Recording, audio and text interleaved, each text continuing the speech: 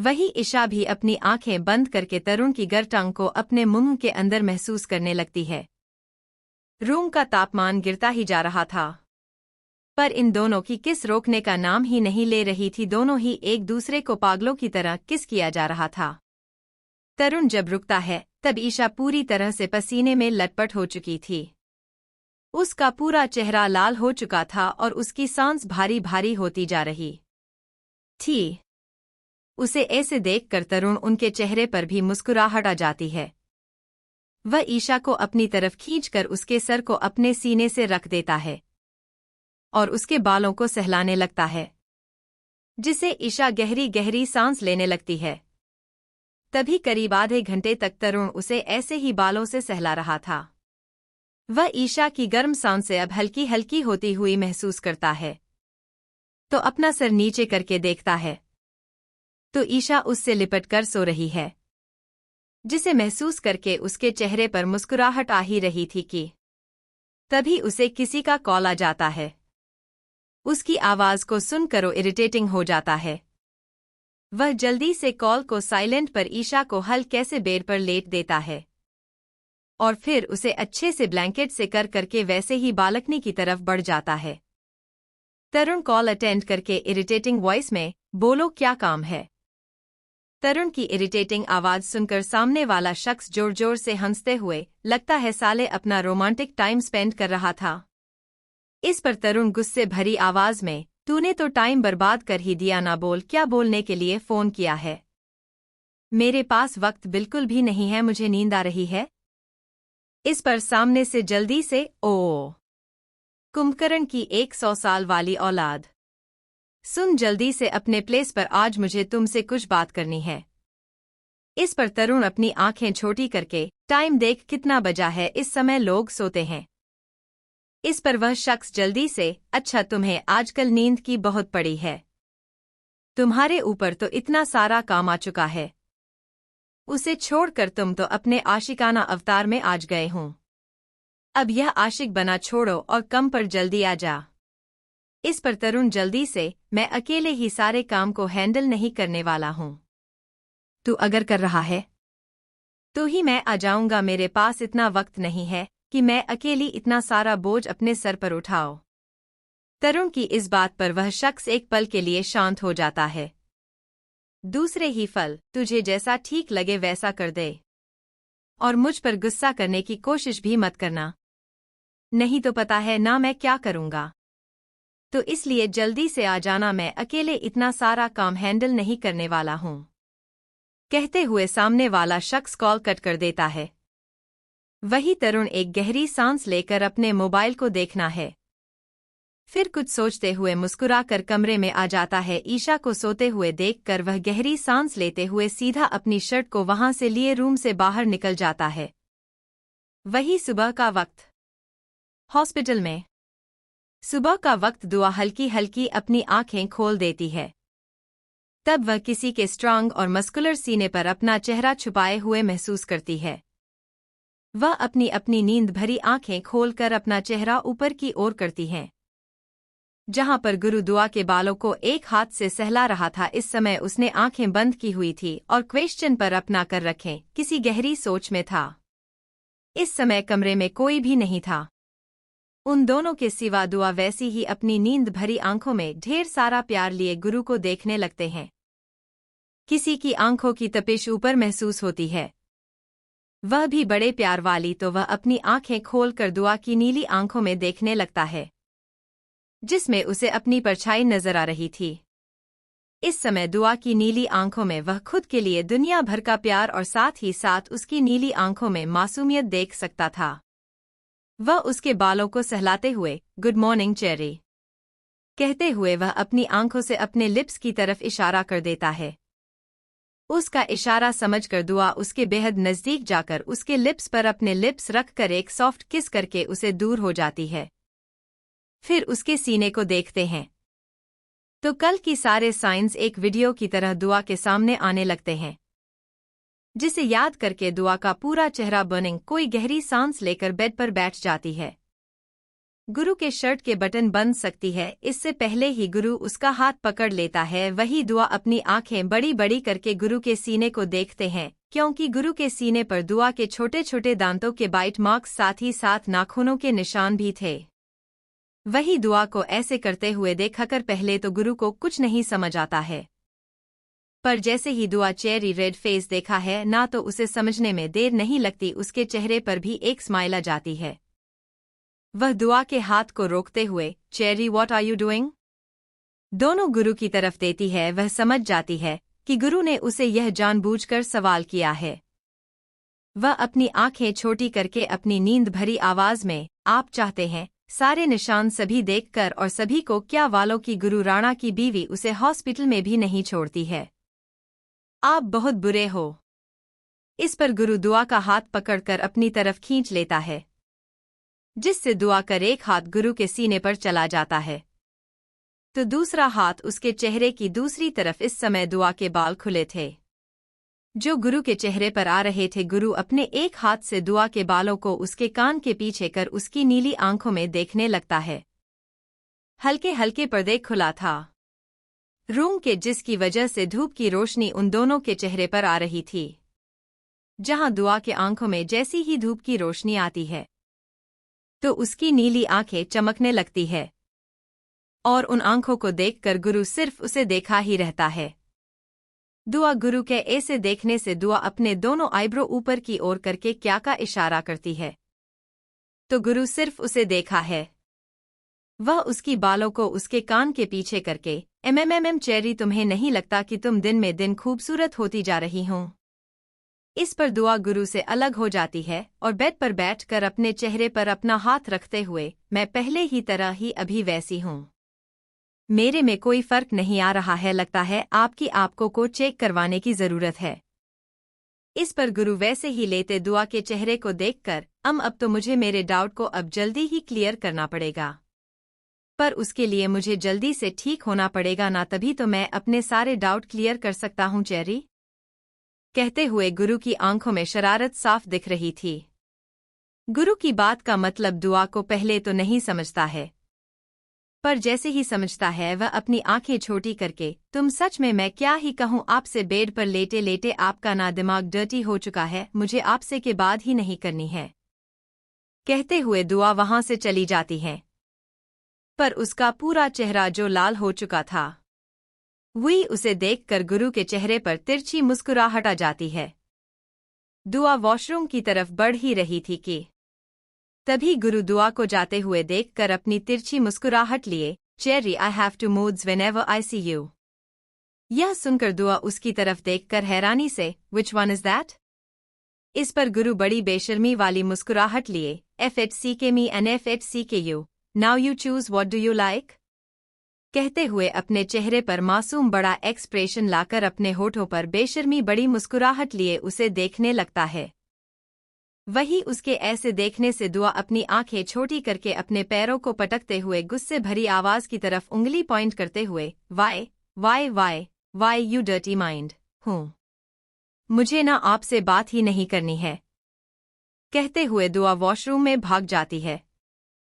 वही उसके ऐसे रिएक्शन को देखकर गुरु के चेहरे पर मुस्कुराहट आ जाती है।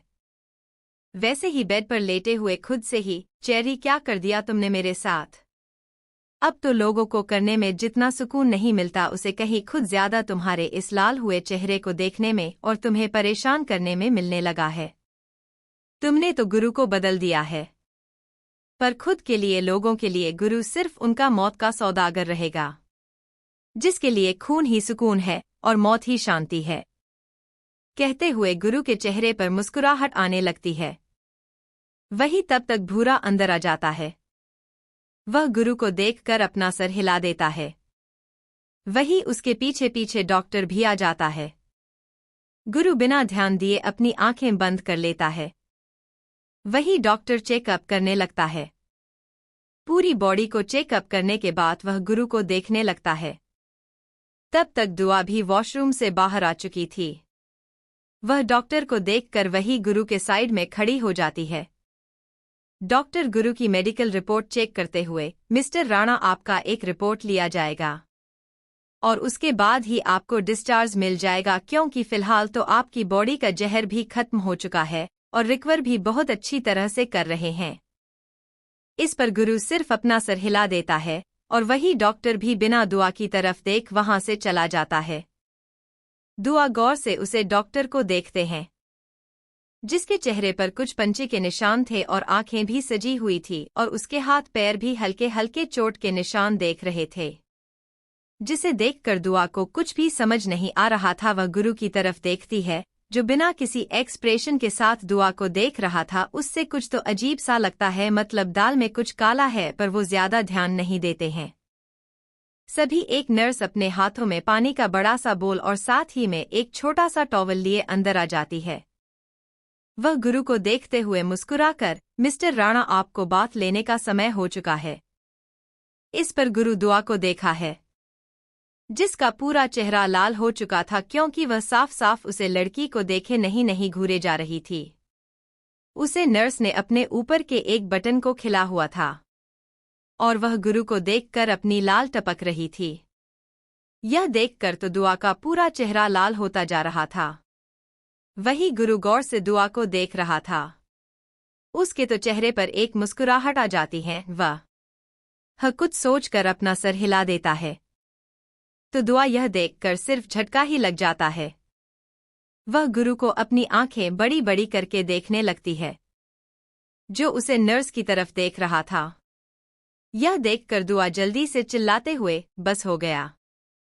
वही दुआ की ऐसी आवाज सुनकर सभी उसके तरफ देखने लगते हैं, तो दुआ जल्दी से उसे नर्स के हाथों से ट्रे लेकर गुरु के साइड वाले टेबल पर रखते हुए उसे नर्स को अपनी आंखें छोटी कर देखकर, देखो, मैं अपने पति की बॉडी अच्छे से क्लीन कर सकती हूँ, अब तुम यहाँ से जा सकती हूँ। इस द नर्स दुआ को समझाते हुए, देखिए मिस, हमें ऑर्डर मिला है कि मिस्टर राणा की बॉडी मैं खुद क्लीन करूँ, क्योंकि आपको इस बारे में कुछ पता नहीं है। मैं उनकी बॉडी अच्छे से क्लीन कर दूंगी, आप टेंशन मत लीजिए। इस पर दुआ नर्स की तरफ देखकर, इसकी टेंशन नहीं, इस मिस नर्स पॉजिटिव कहते हैं, मैं अपने पति पर किसी दूसरी लड़की का हाथ लगाते हुए देखा नहीं सकती। आप यहाँ से जाए। अगर आपके डॉक्टर ने कुछ बोला तो उनसे कहिएगा कि मिसेज राणा ने यह ऑर्डर दिया है। अगर उन्होंने कोई प्रॉब्लम है तो उनसे ही बात कीजिए। और जहाँ तक मुझे पता है तो मेरे पास तो कोई आएगा नहीं, अगर आ गया तो मैं हैंडल कर लूंगी। अब तुम यहाँ से जाने का क्या लोगी? कहते हुए बहुत दरवाजे की तरफ इशारा कर देती है, जिससे वह नर्स, जिसके चेहरे पर गुस्सा साफ साफ देखा जा सकता था, वह वहां से बिना कुछ बोले अपने चेहरे पर एक झूठी मुस्कुराहट लिए अपना कर हिलाते हुए वहां से चली जाती है। वही उसके जाने के बाद दुआ जंगली शेरनी की तरह गुरु को देखते हैं, जो बड़ी मासूम सी शक्ल बनाकर उसे ही देख रहा था। यह देखकर दुआ उसकी तरफ उंगली पॉइंट करते हुए, आप ज्यादा बनिए मत, सारे गलती आप ही की है, क्या जरूरत थी उसे नर्स को देखकर अपना सर हाँ में हिलाने की? आप नहीं कह सकते थे? ऐसे तो किसी लड़की को हाथ लगाने से आपको गुस्सा आ जाता है, और यहाँ उसे नर्स का हाथ लगाना आपको बहुत अच्छा लग रहा है, जो अपना सर्फ में हिला दिया। कह नहीं सकते थे मेरी बीवी कर देगी, पर नहीं, आपके मुंह में तो दही जम गया था उसे वक्त। कहते हुए दुआ बुरी तरह से गुरु को घूरने लगती है, तो वही भूरा एक साइड खड़ा होकर अपना मुंह नीचे करे अपनी हंसी को कंट्रोल करने की कोशिश कर रहा था, क्योंकि गुरु का चेहरा देखकर उसे बहुत हंसी आ रही थी। इस पर गुरु बड़ी मासूम से शक्ल बनाते हुए, पर चेरी, इसमें मेरी क्या गलती है? वह नर्स है, उसका काम है तो वही करेगी ना। अब मैं तुम्हें थोड़ी कहूंगा कि चेरी आ जाओ और मेरी पूरी बॉडी क्लीन करो। वैसे भी तुम हमेशा तो कहती हूँ मेरा डर्टी माइंड होता जा रहा है, इसी वजह से मैंने सोचा कि तुम्हें कुछ कहूँ ही ना। ये सुनकर दुआ अपनी दोनों हाथ फोल्ड किया, अच्छा, मेरे पतिदेव तो बहुत आज्ञाकारी बनते जा रहे हैं, जल्दी से अपनी शर्ट खोलिए, मुझे बहुत गुस्सा आ रहा है आप पर, और अपनी बातों में मुझे बिल्कुल मत फंसा, यह मैं जानती हूँ आपने सब जानबूझकर किया। कहते हुए दुआ गुस्से में गुरु के शर्ट के बटन खोलने लगते हैं। वही दूसरी तरफ गुरु भूरा को देखना है, तो वह जल्दी से बाहर से चला जाता है। उसे पता था कि वह कबाब में हड्डी बंद रहा है। वही गुरु ऐसे देखने से भूरा के चेहरे पर एक मुस्कुराहट आ जाती है। भूरा रूम से बाहर आकर गहरी सांस लेते हुए अपने मन में, सच में मैम सबसे अलग है जो बॉस को बदल दिया है। बॉस चाहे किसी के लिए कितनी भी हर्टलेस हो, पर मैडम के लिए वह हमेशा ही सॉफ्ट आते रहेंगे। कितने सालों बाद उन्हें से मुस्कुराते हुए देख रहा हूँ। उनकी मुस्कुराहट को देखकर बहुत अच्छा लगता है। अब यह मुस्कुराहट कभी भी उनसे अलग नहीं होगी। कहते हुए भूरा एक गहरी सांस लेकर वहीं पर ही बैठ जाता है। वही गुरु की पूरी बॉडी को क्लीन करते करते दुआ का पूरा चेहरा लाल होता जा रहा था, क्योंकि बॉडी तो वह क्लीन कर रही थी, पर गुरु की बातें दुआ के पूरे कानों को लाल करते जा रहे थे। उसका पूरा चेहरा बर्निंग कर रहा था, पर गुरु तो दुआ को टीस करने में लगा हुआ था। जैसे तैसे करके गुरु की पूरी बॉडी दुआ क्लीन करती है। तब तक सुशीला अपने हाथों में सुबह का ब्रेकफास्ट लिए हॉस्पिटल में आ जाती है। वह उन दोनों को ब्रेकफास्ट दे देती है। दुआ भी ब्रेकफास्ट कंप्लीट करने के बाद प्राइवेट विला के लिए निकल जाती है, फ्रेश होने के लिए। वही दुआ के जाने के बाद गुरु के रूम में अब सिर्फ गुरु और भूरा ही बचा हुआ था। इस समय भूरा के चेहरे पर परेशानी साफ साफ देखी जा सकती थी। गुरु अपनी आंखें बंद किया वैसे ही बेड पर लेटा हुआ था। वह अपनी ठंडी आवाज में, भूरा मेरी आंखें बंद है कान नहीं।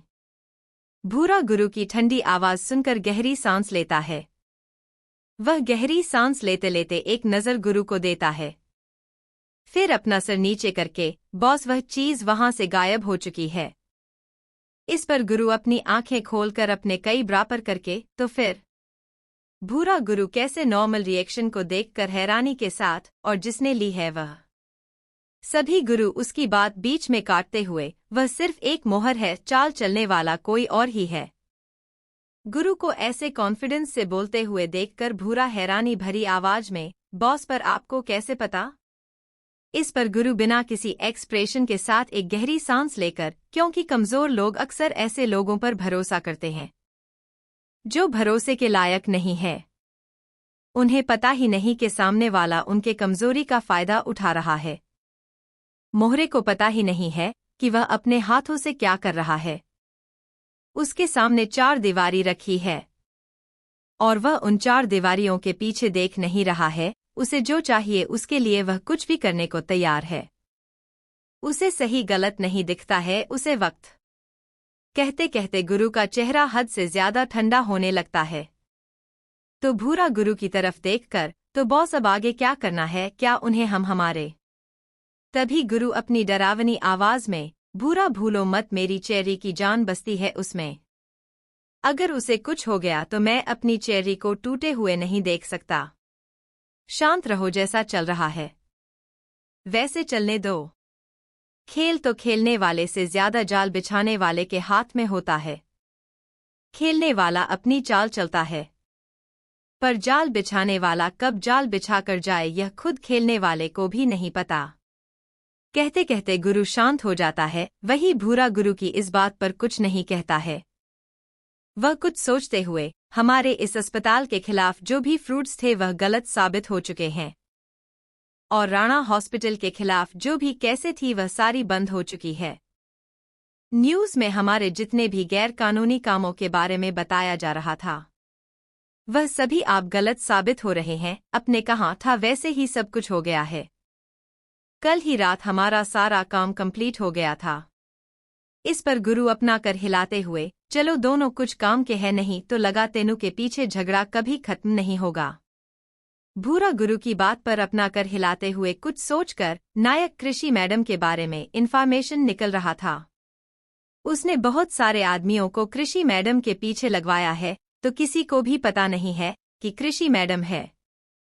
इस पर गुरु सिर्फ मुस्कुरा देता है। वही उसकी मुस्कुराहट को देखकर भूरा अपना सर हिला देता है। तभी गुरु कुछ सोचते हुए, मुझे ब्लड डोनेट किसने किया था? इस पर भूरा उसे लड़के को याद करते होते, आदित्य राठौर और उसकी बहन मीनाक्षी राठौर, वह दोनों ही यहाँ पर आए हुए थे और आदित्य राठौर ने आपको ब्लड डोनेट किया था। गुरु राठौर का नाम सुनकर हैरानी भरी आवाज में, राठौर यह देवांश राठौर का बेटा नहीं है ना? आदित्य राठौर, इसकी तो दुश्मनी है हमारे साथ।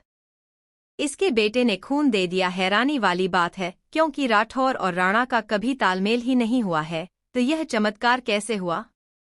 इस पर भूरा जल्दी से गुरु की तरफ देखकर, क्योंकि आदित्य अभी ही जो यूके से यहाँ आया है, उसे दुश्मनी के बारे में कुछ नहीं पता है। जहां तक उसके बारे में मैं इन्फॉर्मेशन निकली है, तो वह अपने बाप की तरह बिल्कुल नहीं है। वो समाज सेवा करता है और साथ ही साथ उसके लिए दुश्मनी ऐसे शब्द मानिए ही नहीं रखते हैं। उसे दिन भी वह शायद किसी को ब्लड डोनेट करने के लिए आया था, बेहोश हो गया था, पर हमारे आदमी उन्हें उसे हॉस्पिटल में एडमिट करवाया था। एक दिन हॉस्पिटल में था, दूसरे दिन उसकी बहन ने उसे लेकर चले गए, बात करने को ही नहीं मिला उससे। गुरु पूरी बात सुनने के बाद अपना सर हिला आते हुए, एक कम करो, उसने मेरी जान बचाई है, उसके बदले तो उसे कुछ तोहफा देना चाहे कि नहीं, उसे ऐसी चीज दो जिसकी जरूरत है उसे, और तुम्हें पता है उसे क्या देना चाहिए। गुरु के बाद का मतलब समझा भूरा वहां से जाने ही वाला था कि तभी गुरु को सोते हुए, शांत रहो और राणा पैलेस में आ जाने की जरूरत नहीं है।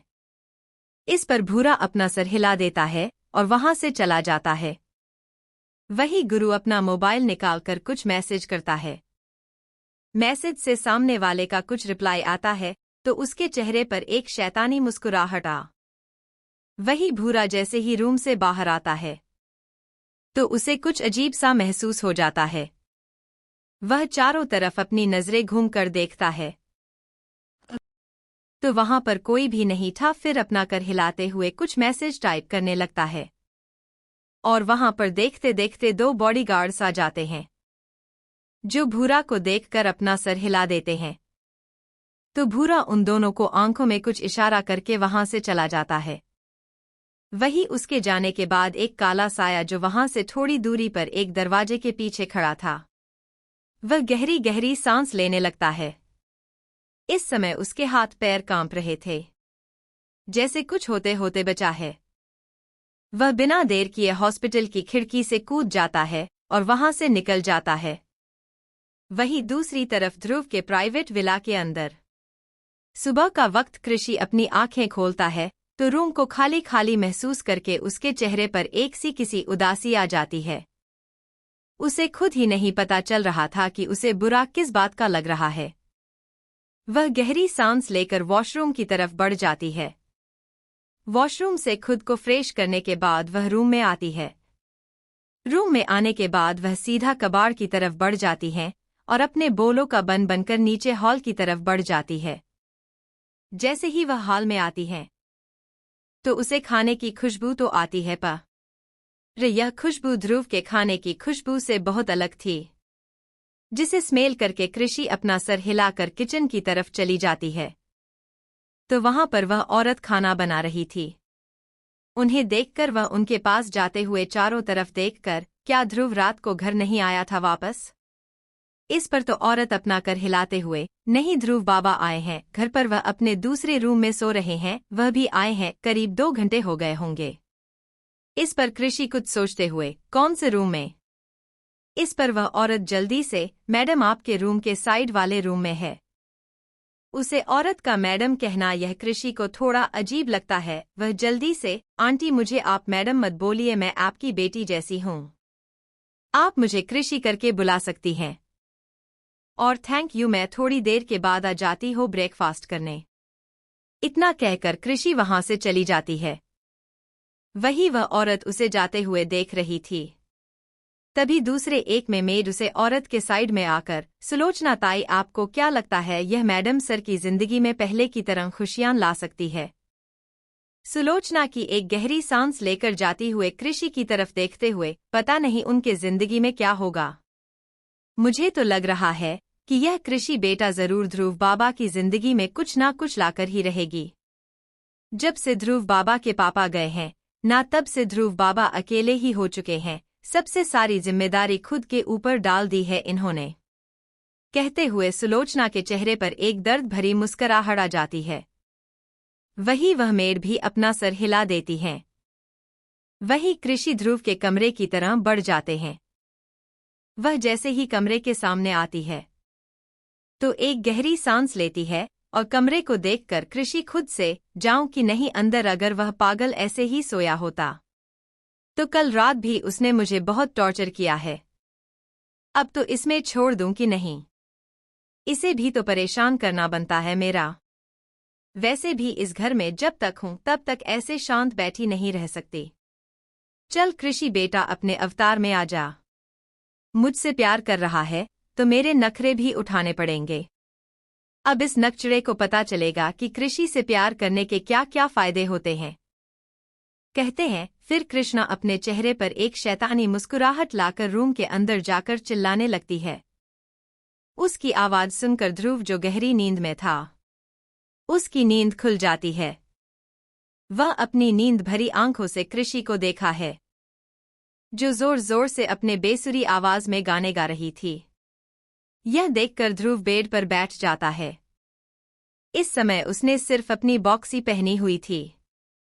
वह बेड पर बैठकर चिल्लाते हुए, सिंड्रेला तुम्हें सुबह सुबह हो क्या गया है, मेरी नींद क्यों खराब कर रही हो।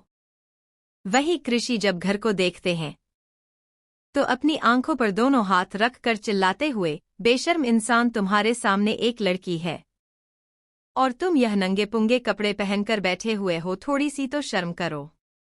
इस पर ध्रुव अपने ऊपर से ब्लैंकेट को हटाते हुए अपना आंखें छोटी करके, अच्छा सिंड्रेला मैं बेशर्म हूं तो तुम जरा बताओ, एक तो सुबह सुबह एक लड़के के कमरे में आए, वह भी तब जब वह सो रहा था, और सोते वक्त तो इंसान कैसे भी सोता है, चाहे वह कपड़े पहनकर सोए या कपड़े। कहते कहते ध्रुव कृषि की तरह बढ़ जाता है। वह कृषि की पीठ जो उसकी तरफ थी उसे अपनी तरफ खींचता है, जिससे दोनों की ही बॉडी पूरी तरह से चिपक जाती है। कृषि साफ साफ अपने गर्दन पर ध्रुव की गर्म गर्म सांस महसूस कर सकती थी, जिसे महसूस करके कृषि की आंखें कस के बंद हो जाती हैं। उसके हाथ जो उसके आंखों पर थी उन पर मुठिया बन जाती है। वह खुद से ध्रुव को अलग करते हुए, हाँ हो गया, अब तो उठ गए तो मुझे जाना है। वैसे भी तू मुझे बहुत परेशान करते हो तो मैं भी तुम्हें परेशान कर लिया, हिसाब बराबर, अभी मुझे जाने दो, मुझे बहुत बहुत भूख लगी है। इस पर ध्रुव कृषि को अपनी तरफ खींचकर उसे बिना देर किए बेड पर लेट देता है और खुद उसके ऊपर जाकर उसके दोनों हाथों को अपने एक हाथ में पकड़कर उसके चेहरे पर से अपनी एक उंगलियों को घुमाते हुए एम। ओह, तुम्हें क्या लगता है सुबह सुबह मेरी नींद उजाड़ कर तुम आराम के साथ ब्रेकफास्ट कर सकती हो? नो नो नो, अब मेरी नींद उजाड़ने की तुम्हें पनिशमेंट मिलेगी, जो भी। कहते थे कृषि के शर्ट को ऊपर कर देता है और उसके टम्मी पर से अपने हाथों को फिराने लगता है, जिससे कृषि की आंखें बड़ी बड़ी हो जाती है। वह अपना सर ना में हिला देती है तो ध्रुव उसके दोनों पैरों को अपने दोनों पैरों से अच्छे से पकड़कर उसके दोनों हाथों को ऊपर की ओर करके उसके शर्ट को ऊपर करके उसके चेहरे को पकड़कर अपने चेहरे उसके टम्मी की तरफ लाकर अपनी टांग से उसे के टम्मी को लिक के साथ सगदिल करने लगता है, जिससे कृषि को गुदगुदी भी हो रही थी और साथ ही साथ उसके पेट में उसे बटरफ्लाइज उड़ते हुए महसूस हो रहे थे। उसका पूरा शरीर लाल हो चुका था, उसे कुछ तो अजीब सा महसूस हो रहा था। वह अपनी आंखें बंद करके मॉर्निंग करने लगती है। उसकी मॉर्निंग की आवाज सुनकर ध्रुव के चेहरे पर तिरछी मुस्कुराहट आ जाती है। वह और भी तेजी से कृषि के टम्मी को सक करने लगता है। तभी ध्रुव कृषि के नेवल पर लिक कर देता है, जिससे कृषि की पूरी बॉडी शिवर करने लगती है। यह उसका वीक पॉइंट था और सेंसिटिव भी, जिसकी वजह से कृषि कपूर पूरा चेहरा लाल होता जा रहा था। वही ध्रुव जब यह मैसेज करता है कि कृषि उसे रोक नहीं रही है तो वह उसके हाथों को छोड़ देता है, तो कृषि के हाथ अपने आप ही ध्रुव के बालों पर चले जाते हैं। वही ध्रुव अपने सर ऊपर करके कृषि के सीने तक आ जाता है, जिससे कृषि अपनी आंखें कस के बंद कर लेती हैं और जोर जोर से मॉर्निंग करने लगती है। इस समय उसकी पूरी बॉडी नेम हो चुकी थी। वही गुरु कृषि के गार्डन में अपने चेहरे को छुपा लेता है और गहरी गहरी सांस लेने लगता है। वही कृषि भी ध्रुव के बालों को कस के पकड़े हुए गहरी गहरी सांस ले रही थी। इस समय दोनों ही एक दूसरे से पूरी तरह से लिपटे हुए थे। कृषि का पूरा शर्ट ऊपर जा चुका था, जिसकी वजह से उसकी अपर बॉडी डायरेक्टली ध्रुव के बॉडी से कनेक्ट हो रही थी। दोनों की बॉडी एक दूसरे को प्रेस की जा रही थी, जिससे उन दोनों में और भी ज्यादा हिट पैदा हो रही थी। वही ध्रुव जब यह महसूस करता है कि उसकी पूरी बॉडी उसके कंट्रोल से बाहर हो रहे हैं, तो कृषि के सुरीली गर्दन पर बाइट कर देता है, जिससे कृषि के मुंह से अपने आप ही निकल जाता है। तो वह बिना देर किए कृषि से अलग हो जाता है। वह कृषि की बंद हुई आंखों को देखकर एक गहरी सांस लेते हुए सीधा वॉशरूम की तरफ बढ़ जाता है। वह वॉशरूम में आकर सीधा ठंडे पानी में खुद की बॉडी को रिलीज करने के लिए छोड़ देता है। वही कृषि अपनी आंखें खोलता है जब वह ध्रुव को ना देखते हैं, तो अपना चेहरा नीचे घूम लेते हैं। इस समय उसका पूरा चेहरा लाल होता चुका था। उसकी गर्दन को देखते हैं, जहां पर ध्रुव ने बाइट मार्क्स दिए हुए थे, जिसे देखकर जल्दी से कृषि अपने बालों को खुला छोड़कर खुद की हलिया को ठीक करके बिना उसे कमरे में एक पल गवाह है वहां से निकल जाती है। वही कृषि सीधा भागते हुए नीचे हॉल में आ जाते हैं। तभी वह सुलोचना से टकरा जाती है। वह गिरने को ही हुई तो सुलोचना उसे पकड़ लेती है, तो कृषि गहरी गहरी सांस लेने लगती है। वही उसे ऐसे देखकर सुलोचना पूरी तरह से डर जाती है। वह कृषि को गले लगा लेती है। सुलोचना कृषि के बालों को प्यार से सहलाते हुए, कृषि बेटा क्या हुआ है? सब कुछ ठीक तो है? तुम ऐसे भाग कर क्यों आ रही हो? क्या कुछ हुआ है? सुलोचना के सवाल को सुनकर कृषि जो अभी भाग कर आई थी, वह पूरी तरह से शांत हो जाती है। वह पूरी से ब्लैक हो चुकी थी। उसे समझ में नहीं आ रहा था कि वह क्या बोले। वो जल्दी से खुद को शांत करते हुए, वह आंटी कुछ नहीं, बस ऐसे ही आ रही थी, मुझे बहुत भूख लगी है, मुझे ब्रेकफास्ट करना था, कहते हुए कृषि बड़ी मासूमियत से अपनी आंखें बड़ी बड़ी करके सुलोचना को देखने लगती हैं। वही सुलोचना गौर से कृषि को देख रही थी। तभी उसकी नज़र कृषि के गर्दन पर चली जाती है। गले लगने की वजह से कृषि के बाल पीछे की ओर जा चुके थे, जिसकी वजह से सुलोचना कृषि की गर्दन को साफ साफ देख सकती थी। उसकी गर्दन पर वह निशान को देखकर मुस्कुरा देती हैं। उन्हें समझने में देर नहीं लगती कि कृषि ऐसे भाग क्यों रही थी। वह उसके बालों को सहलाते हुए उसे कुछ भी नहीं रहती और अपने साथ डाइनिंग टेबल की तरफ ले जाती। वही ध्रुव कृषि डाइनिंग टेबल पर आकर सीधा अपना सर झुकाए ब्रेकफास्ट करने लगती है। तब तक ध्रुव भी लूज पैंटी और लूज टी शर्ट में साथ ही साथ गीले बालों के साथ डाइनिंग टेबल की तरफ आ जाता है। वह कृषि को ब्रेकफास्ट करते हुए देखकर मुस्कुराने लगता है। वह उसके सीधा साइड वाली चेयर पर आकर बैठ जाता है, जिससे कृषि अपनी चेयर को सरकाने ही वाली थी कि ध्रुव उसकी चेयर को पकड़कर अपने बेहद नजदीक कर देता है और सुलोचना की तरफ देखकर खाना पर उसने का इशारा कर देता है। सुलोचना भी उसका इशारा समझकर प्लेट में खाना पर उसने लगते हैं। वही एक हाथ से पोहे का चम्मच पड़े हुआ था, तो दूसरे हाथ से कृषि के थाई को सला रहा था, जिससे कृषि के गले से खाना जाते जाते रुक रहा था। वह बार बार उसका हाथ हटाने की कोशिश कर रही थी, पर ध्रुव बाबा तो ध्रुव है, वह कहाँ उसके सुनने वाला था। वह तो उसकी थाई को कस के पकड़ लेता है और बड़ी मासूम सी शक्ल बनाकर उसे देखने लगता है, जिसे देखकर कृषि अपना सर हिला देती है, पर कुछ भी नहीं कर रहती है। वही ध्रुव बड़े आराम के साथ ब्रेकफास्ट कर रहा था और साथ ही साथ रोमांस भी कुछ कम नहीं कर रहा था। दोनों ऐसे ही आपस में नोक-झोंक के साथ ब्रेकफास्ट कर रहे थे और सुलोचना यह सब देख रही थी। उसके चेहरे पर भी एक मुस्कुराहट आ जाती है। वहीं दूसरी तरफ राणा पैलेस में तरुण जब हॉल में आता है, तो पहले से हैं हाल में अभिजीत जी, साधु कल्याणी जी, कादम्बरी और साथ ही साथ नीलिमा जी बैठी हुई मिलती है। सभी आपस में बात कर रहे थे। तरुण सभी को एक नज़र देखा है, फिर जाने ही वाला था कि तभी अभिजीत अरुण को तरफ देखकर, तरुण रुको, मुझे तुमसे कुछ बात करनी है। इस पर तरुण अभिजीत की तरफ देखकर अलसी आवाज में, यही ना डैड कि हमारे राणा इंटरप्राइजेज और मेडिकल के ऊपर से इतने सारे कैसे कैसे हटाए गए? तो पहले बता दो, मुझे इस बारे में कुछ नहीं पता है। मैं खुद हैरान हूँ। और आपको यह जानकर हैरानी होगी कि शायद ये आपके बड़े बेटे ने किया होगा।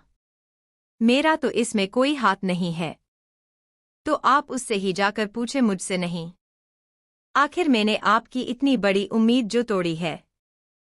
कहते हुए तरुण वहां से जा ही रहा था कि तभी अभिजीत गुस्से भरी आवाज में, तरुण, ये कौन सा बोलने का तरीका है? अगर तुमने यह सब किया नहीं है तो ना कह सकते हो। इसमें गुरु को ऐड करने की क्या जरूरत है?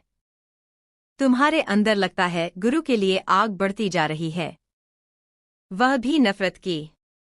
एक बात याद रखना, गुरु तुम्हारा भाई है और घर में कभी टुकड़े नहीं होते हैं। तुम्हें जो करना है करो, जैसे रहना है रहो, पर अपने भाई के रिस्पेक्ट करो, वह तुमसे बहुत बड़ा है। स्पार्टन अभिजीत की तरफ देखते हुए अपने गुस्से भरी आवाज में, डैड, मैं भाई की रिस्पेक्ट ही कर रहा हूं। और कितनी करूं? क्या करते करते मैं मर जाऊं, आप यही चाहते हैं? जब देखो तब आपके बड़ा बेटा तो आपका सगा बेटा है, कहां पर आता है? ना ही उसका कभी नाम लिया जाता है। हर वक्त गुरु गुरु गुरु गुरु। आखिर गुरु ही क्यों? तरुण नहीं दिखता है। तरुण यह सब कर रहा है, वह किसके लिए कर रहा है? पर आपसे क्या है बात कर सकता हूं।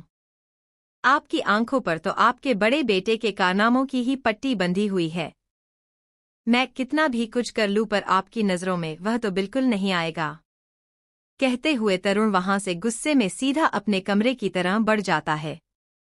वही अभिजीत एक गहरी सांस लेकर तरुण के पीछे जाने ही वाले थे कि तभी नीलिमा उनका हाथ पकड़कर, अभिजीत शांत हो जाओ, घर में पहले से ही बहुत सारे प्रॉब्लम चालू है और तुम जानते हो ना, तरुण के ऊपर सारे वर्कलोड आ चुका है, जिसकी वजह से वह ऐसा हो चुका है और दिमाग में ना कुछ अलग ही चल रहा है। फिलहाल शांत हो जाओ, जब गुरु ठीक हो जाएगा तब देखा जाएगा। इस पर साधु भी अभिजीत की तरफ देखकर, लगता है तरुण बहुत गुस्से में है और उसका दिमाग भी खराब होता जा रहा है। अभिजीत दादा, उसे कुछ वक्त दे, उसके बाद ही इसका दिमाग सही कर दीजिए। वैसे भी इसकी आवाज भी बहुत उठने लगी है और आप जानते हो कि घर में अगर एक दूसरे से नफरत आ गई तो घर में क्या होता है। इस पर अभिजीत खुद को शांत करते हुए अपनी जगह पर बैठ जाते हैं। वह एक नज़र कादम्बरी को देखते हैं जो उन्हें की तरफ देख रही थी। वो देखकर अभिजीत कादम्बरी से, अब तुम कुछ नहीं कहोगी? कादम्बरी, सच में बहुत सरदर्द कर दिया है, इन बच्चों ने समझा नहीं आ रहा है कि क्या करूं। इस पर कादम्बरी अभिजीत के साइड में जाकर उसके कंधे पर हाथ रखकर, अभिजीत, कुछ वक्त शांत हो जाओ, तरुण अभी छोटा बच्चा है, जानते हो उसको बहुत सारे शब्द गलत कह रहा है, पर उनके पीछे उसका गुस्सा है। सब कुछ ठीक हो जाएगा, मैं हूं ना।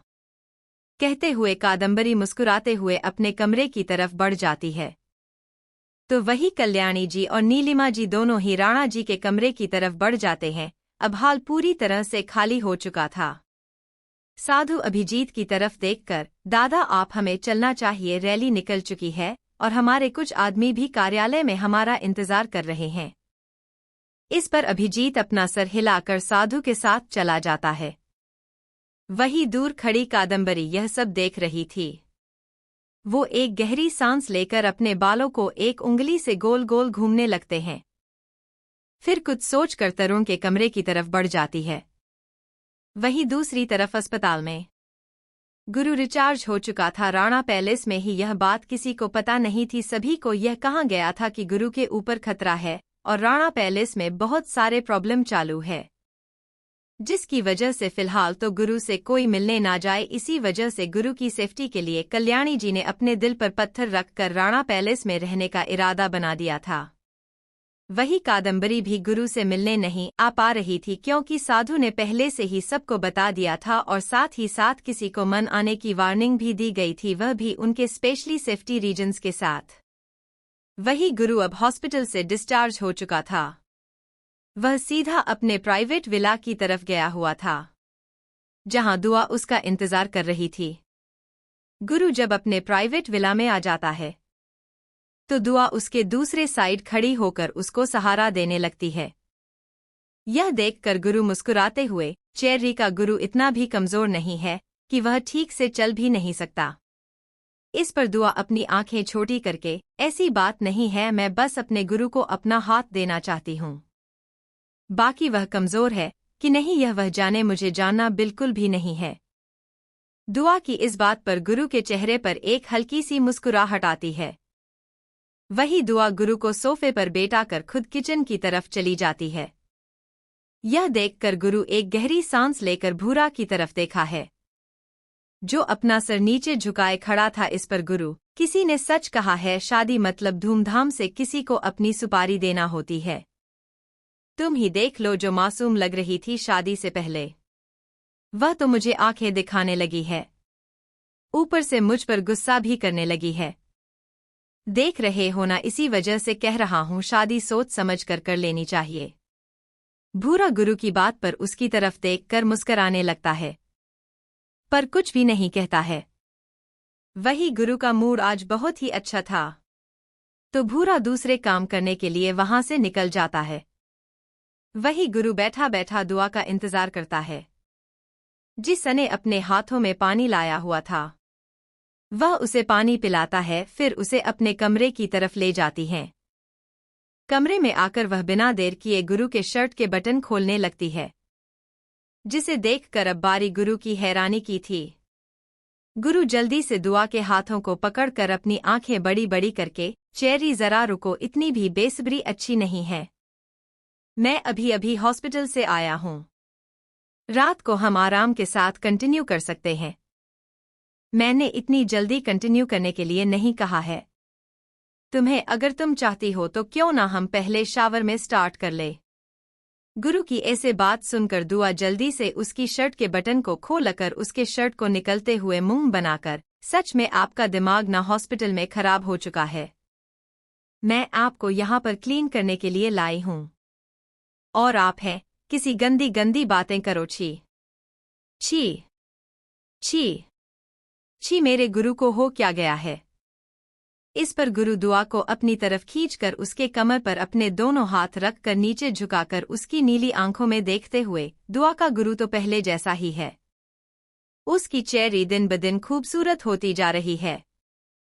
इतनी खूबसूरत बीवी मेरी है, तो कैसे उसके पति के दिमाग में अपनी बीवी के लिए इतने डर्टी थॉट नहीं आ सकते। वैसे भी मैं पूरी तरह से ठीक हो चुका हूँ, बस एनर्जी की जरूरत है, वह तो खाना खाने के बाद आ ही जाएगी। और फिर कहते कहते वह दुआ के बालों को उसके कान के पीछे करने लगता है। यह देखकर दुआ अपनी आंखें छोटी करके उसे वॉशरूम की तरफ ले जाते हुए, बिल्कुल भी नहीं, मैं बहुत थक चुकी हूँ, चलिए जल्दी से, वैसे भी आपकी हालत अभी ठीक नहीं है। कहते हुए दुआ गुरु को बाथटब में बैठा देती है और अच्छे से उसकी बॉडी को क्लीन करने लगती है। पहले उसके बालों को शैम्पू करती हैं, फिर उसकी पूरी बॉडी को अपने हाथों से क्लीन करने लग जाती हैं। इस समय वह सिर्फ और सिर्फ गुरु के हाथों पर अपना ध्यान रखे हुए थे, क्योंकि वहां पर अभी भी पट्टी लगी हुई थी और जख्म भी तो गहरा था। भरने में वक्त तो लगेगा, इसी वजह से दुआ उसे पर ध्यान देते हुए उसकी बॉडी को क्लीन किया जा रही थी। करीब 1 घंटे बाद दुआ गुरु की पूरी बॉडी को क्लीन कर देती है। तब तक सुशील जी रूम में आ जाती है और वह उन दोनों के लिए खाना कॉफी टेबल पर रखवा कर वहां से चली जाती है। वही दुआ कॉफी टेबल पर खाना देखी है और फिर अपनी जगह से खड़ी होकर टैबलेट भी लाती है और उसे एक सेट रखकर गुरु को अपने हाथों से खाना खिलाने लग जाते हैं। वही दूसरी तरफ एक खंडार सी जगह के अंदर नायक और मालिक दोनों ही सोफे पर आमने सामने बैठे हुए थे और इस समय उनके सामने ही बड़ा सा बॉक्स था, जिसका पासवर्ड किसी को भी पता नहीं था। तभी अंधेरे में कोई खुद को ब्लैक ड्रेस अप से कवर करके वहां पर आ जाते हैं। उसे आते हुए देखकर दोनों एक दूसरे के चेहरे को देखने लगते हैं। मलिक सामने बॉक्स को देखते हुए बॉक्स ओला दिया, पर उसका पासवर्ड वह कौन लेगा, और साहब भी आने वाले हैं।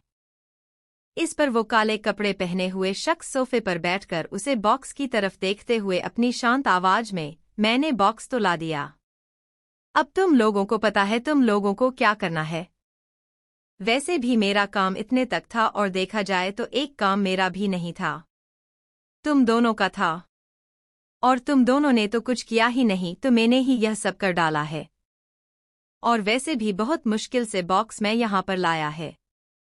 अब तुम दोनों देखो क्या करना है, और याद रहे इस बॉक्स पर किसी और की नज़र चली गई तो। कहते हुए वह शख्स अपनी जगह से खड़ा हो जाता है। तभी वह नायक की तरफ देखते हुए, सुना है तुम्हारे बेटे की हड्डी पसलियां फिर से टूट गई, क्या तुम्हारी सिक्योरिटी कुछ काम की नहीं है? क्यों रखा है उन्हें? जो तुम अपने बेटे को बच्चा नहीं पाए तो वह सिक्योरिटी किस काम की रखी है नायक? इस पर मालिक अपने होठों के बीच और भी सिगरेट को रखकर जोर जोर से हंसते हुए, यह तो खुद की बीवी तक को नहीं बचा पाया, तो अपने बेटों को क्या बचाएगा? छोड़ो इसे, तो कुछ काम होगा ही नहीं। वैसे भी इस राणा से बदला लेना है, पर कैसे यह उसे खुद भी नहीं पता है। सच में नायक, तेरी हालत ऐसी हो चुकी है कि बिना बंदूक के तू शिकार करने चला है। अब पता नहीं कौन सा शेर तुझे कच्चा खा जाएगा। यह सुनकर नायक गुस्से भरी आवाज में उन दोनों की तरफ देखकर, तुम दोनों को मजाक उड़ाने के सिवा कुछ नहीं आता है। अगर देखा जाए तो राणा परिवार की नज़र मुझ पर है। तुम दोनों तो अपना काम कर रहे हो, अगर कुछ भी हो जाए तो नायक के ऊपर आता है, जिसकी वजह से तुम सेफली सब कुछ कर पा रहे हो, यह बात मत भूलो। इस पर वह काले कपड़े पहना हुआ शख्स नायक की तरफ देखते हुए अपनी गहरी आवाज में, पर इसमें गलत ही क्या है? तुमने और तुम्हारे बेटे ने बेवकूफ़ी वाले कम ही तो किए थे। क्या जरूरत थी उसे दुआ के पीछे तुम्हारे बेटे को भगाने की? अगर उसे वक्त तुम्हारा बेटा दुआ के पीछे भागता नहीं तो गुरु उसकी यह हालत बिल्कुल भी नहीं करता। और ऊपर से तुम्हें कहा था कि हर एक कदम फूंक कर रखना। गुरु चाहे घायल हो, पर घायल शेर सबसे ज्यादा खतरनाक होता है। पर मेरी बात तो तुमने मन ही नहीं, अब देखो क्या हो रहा है। कहते हुए वह शख्स वहां से चला जाता है। वही मालिक भी वहां से मुस्कुराते हुए निकल जाता है, और ना यह गुस्से में यह सब देख रहा था। तभी वो उस बॉक्स को अपने हाथों में लिए एक पिलर के पीछे छुपा लेता है। वह पिलर ऐसा ही नहीं था, वह पिलर के अंदर एक सिक्योरिटी सिस्टम बनी हुई थी, जिसके अंदर वह बॉक्स डालकर उसने पासवर्ड डालते हुए वहां से निकल जाता है। वहीं दूसरी तरफ दुआ ने गुरु को खाना खिला दिया था और खुद हाथ धोने के लिए चली गई थी। जब वह आती है तो देखी है गुरु ने अपनी मेडिसिन खा ली है, जिसे देखकर वह अपना सर हिला देती है। तब तक सुशील जी कमरे में आकर प्लेट से लेकर चली जाती है, और साथ ही साथ गुरु के सामने दूध का गिलास रख देती है, जिसे देखकर गुरु अपनी आंखें छोटी कर लेता है। वह कुछ बोलते ही वाला था कि तभी दुआ उसे अपनी आंखें छोटी करके दूध पीने का इशारा कर देती है। तो गुरु अपना सरना में हिलाते हुए, बिल्कुल भी नहीं चाहिए, मुझे दूध बिल्कुल पसंद नहीं है। तो इस पर दुआ अपनी आंखें छोटी करके थोड़ी गुस्से भरी आवाज में, तो क्या ड्रिंक लोगे क्या? मेरे पतिदेव को शराब पीनी है। अगर 10 सेकंड के अंदर यह दूध नहीं खत्म हो गया तो सोचिए रात को आपको कुछ नहीं मिलेगा। इस पर गुरु दुआ को बेड की तरफ जाते हुए देखकर भी, क्या मेरी चेरी मुझे धमकी दे रही है? इस पर दुआ अपनी शर्ट के बटन खोलते हुए, जैसे मेरे गुरु को लगे वैसे अब मेरे प्यार को वह धमकी समझ रहा है, तो इसमें कुछ नहीं कर सकती। कहते हैं वह अपने बटन को खोल देती है। इस समय उसने ब्रा बिल्कुल भी नहीं पहनी हुई थी, जिसकी वजह से उसके ऊपर बॉडी पूरी तरह रिवीलिंग रही थी। देखकर गुरु एक के ऊपर दूसरा पर डाले अपनी एक आईब्रो ऊपर करके, क्या मेरी चेरी को आग से खेलना है? इस पर दुआ मदहोशी से उसे देखकर उसे एक आंख मार देती है, जिसे देखकर गुरु अपना सर हिला देता है। वह समझ जाता है कि यह दुआ की ट्रैक है। उसे अच्छे से पता है कि गुरु दूध नहीं पाएगा, पर अगर वह ऐसे रही तो गुरु दूध पीने के बारे में सोच सकता है।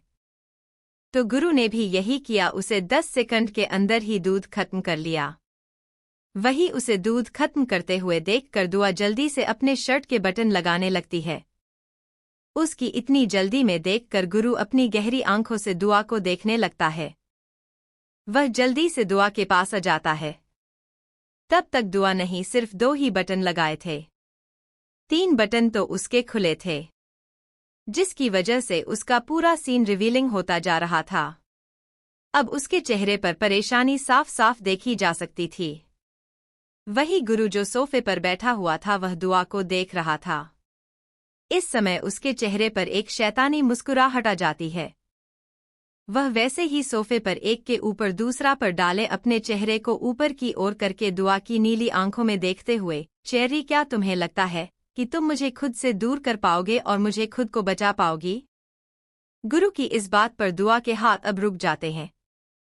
वह बस अपनी आंखें बड़ी बड़ी करके गुरु को देखने लगती है, जिसके चेहरे पर एक अलग ही मुस्कुराहट है और जिसका मतलब साफ साफ था कि वह चाहकर भी खुद को बचा नहीं पा सकती। यह देखकर तो दुआ के पूरे शरीर में रोंगटे खड़े हो जाते हैं। वह अपनी आंखें सिर्फ बड़ी बड़ी करके गुरु को देखने लगती है। वही गुरु गौर से दुआ की नीली आंखों में देखा है। इस समय दोनों कहीं आई कांटेक्ट हो रहा था। गुरु अपनी जगह से खड़ा हो जाता है। वह अपने शर्ट के बटन खोलते हुए दुआ की तरह पड़ जाता है, जिससे दुआ की सांस भारी होने लगती है। उसकी आंखें घबराहट से इधर उधर होने लगती है। वह अपने चेहरे पर एक टेंस लुक के साथ गुरु को देखने लगती है।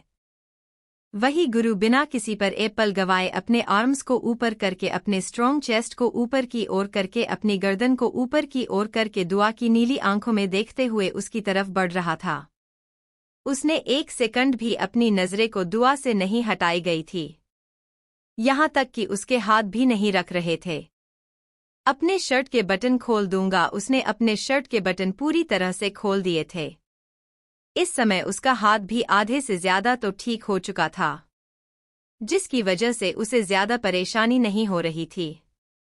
वह अपने शर्ट को निकालकर दुआ के सामने कर देता है। विवाह को कुछ भी समझ नहीं आता, वह सिर्फ हैरानी से उसे देखने लगती है। तो गुरु उसकी आंखों में देखकर अपने चेहरे पर तिरछी मुस्कुराहट लिए दुआ हैरानी के साथ उसे शर्ट को देखते हुए WWW व्हाट? गुरु वैसे ही दुआ की नीली आंखों में देखकर, चेरी, लगता हो तुम्हारे कान आज कल खराब होते जा रहे हैं। क्या चाहती हूँ इसकी ट्रीटमेंट करो? कहते हैं वह अपनी एक आईब्रो ऊपर कर देता हूँ, तो दुआ जल्दी से उसके शॉर्ट को लेकर वॉशरूम की तरफ जाने ही वाले थे। तभी गुरु उसका हाथ पकड़कर अपनी गर्दन टेढ़ी करके उसके हाथों को सहलाते हुए, मेरे सामने। यह सुनते ही दुआ गुरु की तरफ देखकर कुछ बोलते वाले बस उसे अपनी आंखें दिखा देता है, जिससे दुआ के हाथ पैर कांपने लगते हैं। वह वैसे ही अपना सर नीचे करके अपने पजामी को उतरने लगती है। फिर अपने शर्ट को उतारने के बाद वह अपनी आंखें कस के बंद कर लेती है, क्योंकि उसने कुछ भी नहीं पहना हुआ था, शिवाय अपने प्राइवेट कपड़ों के। उसके ऊपर बॉडी पर पूरी तरह से नेकेड थी। वह शर्ट को पहनकर जैसे ही बटन लगाने वाली थी, वैसे ही गुरु उसका हाथ पकड़कर, इसे लगाने की जरूरत नहीं है, इसे खोलना तो मैं ही वाला हूँ। पर फिलहाल तुम बहुत खूबसूरत लग रहे हो, मेरे शॉर्ट में मुझसे ज्यादा तो यह तुम पर सूट करता है। कहते कहते हुए वह अपनी ठंडी आंखों से दुआ की बॉडी को स्कैन करने लगता है। वही दुआ को उसे शर्ट में गुरु के बॉडी फ्रेग्रेंस उसे स्मेल होती है। उस अपनी पूरी बॉडी में उसकी फ्रेग्रेंस स्मेल होने लगती है, जिससे शिवर करने लगती है। ना जाने क्यों उसके हाथ पकड़ने से, उसके स्टमक, उसके सीने पर हाथ फिराने से दुआ को बहुत ही अजीब सा लग रहा था। ऐसा नहीं था कि यह दुआ का गुरु के साथ फर्स्ट टाइम है, पर फिर भी दुआ को बहुत ही अजीब लग रहा था। उसके पेट में बटरफ्लाइज उड़ते हुए उसे महसूस हो रहे थे। उसकी पूरी बॉडी पर अब उसे गूज़बम्स फील होने लगते हैं, जिससे वह अपनी आंखें और कस के बांध लेती हैं। तभी वह महसूस करती है कि गुरु ने उसे अपनी लैप पर बैठा दिया है, जिससे वह और भी ज्यादा कांपने लगती है। उसके दोनों हाथ गोरे के शर्टलेस कंधे पर चले जाते हैं। गुरु दुआ के पेट को सहलाते हुए उसके कान में, डैम चेरी, तुम दिन ब दिन तुम्हारी बॉडी ग्रोथ होती जा रही हूं, जिससे तुम और भी ज्यादा खूबसूरत लग रही हूं। फिर उसके गर्दन में अपने चेहरे को छुपाए अपनी गर्म सांसें उसके गर्दन पर छोड़ते हुए अपनी मदहोशी भरी आवाज। यू नो वॉट चेरी, तुम जितनी खूबसूरत होते जा रहे हो उतना ज्यादा मेरा पागलपन बढ़ता जा रहा है तुम्हारे लिए। अब मैं क्या करूं? तुम्हारा गुरु अब पूरी तरह से पागल होता है जा रहा है तुम्हारे लिए। ऐसा लग रहा है कि तुमने मेरे दिमाग को कंट्रोल कर दिया है। आखिर ऐसा क्यों किया चेरी तुमने? गुरु से इस बात पर दुआ अपनी आंखें खोल देती है। इस समय वह गुरु को बहुत ही अलग पर्सनालिटी महसूस कर रही थी। उसे खुद नहीं समझ में आ रहा था कि आंखें ऐसा क्यों उसे लग रहा है। उन आंखों में प्यार तो था पर उससे ज्यादा उसे पागलपन देख रहा था। दुआ सिर्फ और सिर्फ उसकी आंखों में दिख रहा था। इस समय उसने एक बार भी अपनी पलकें के नहीं छाप लाई थी और ना ही अपने आंखों को हिलाया था। वह बस उसे आई कांटेक्ट कर रहा था जो दुआ के अंदर तक उसे हिला रहा था। पता नहीं क्यों दुआ के हाथ अब कांपने लगे थे। उनमें पसीना आने लगता था जिससे दुआ अपनी नजर दूसरी तरफ करते हुए एक गहरी सांस लेकर स्टॉप लुकिंग लाइक दैट गुरु। दुआ किस बात पर गुरु उसके बालों को उसके कान के पीछे कर अपनी गर्म सांसें उसके लिप्स पर छोड़ते हुए हाउ। इस पर दुआ उसकी तरफ देखते हुए बड़ी मासूमियत से like I am your dinner.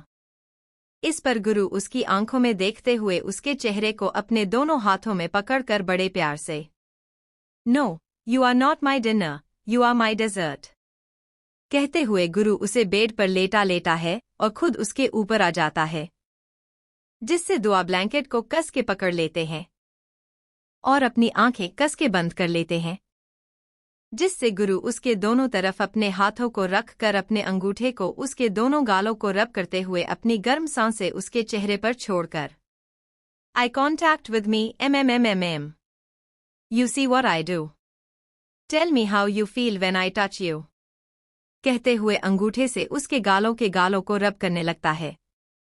दुआ भी अपनी आंखें धीरे धीरे खोल देते हैं और जैसे ही उसकी नीली आंखें गुरु के अंब आई से कनेक्ट होते हैं तो वह गुरु की आंखों में साफ साफ हद से ज्यादा पागलपन, लास्ट एन अनकंट्रोल्ड डिजायर, साथ ही साथ कुछ था जो दुआ की नजरों में नहीं आ रहा था पर उसे महसूस जरूर हो रहा था जिससे पता नहीं क्यों दुआ को एक अजीब सा सुकून सा मिलने लगता है। वह गुरु के कंधे पर हाथ रखती हैं जैसे उसे बता रही हो मुझे तुम पर पूरा ट्रस्ट है और तुम्हारे छूने से मुझे बहुत अच्छा महसूस हो जाता है। वह दोनों एक दूसरे से आई कांटेक्ट को बनाते ही आगे बढ़ने लगते हैं। कुछ ही देर बाद दुआ के मोर्निंग की आवाज से पूरे कमरे में सुनाई देती है। वही गुरु उसके होठों से लेकर उसके गर्दन तक अपने होठों को ले जा रहा था। वही दुआ सिर्फ गुरु के बालों में अपना हाथ डाले उसे कस के पकड़े हुए थे और अपनी आंखें बंद किया मोर्निंग करने लगती है।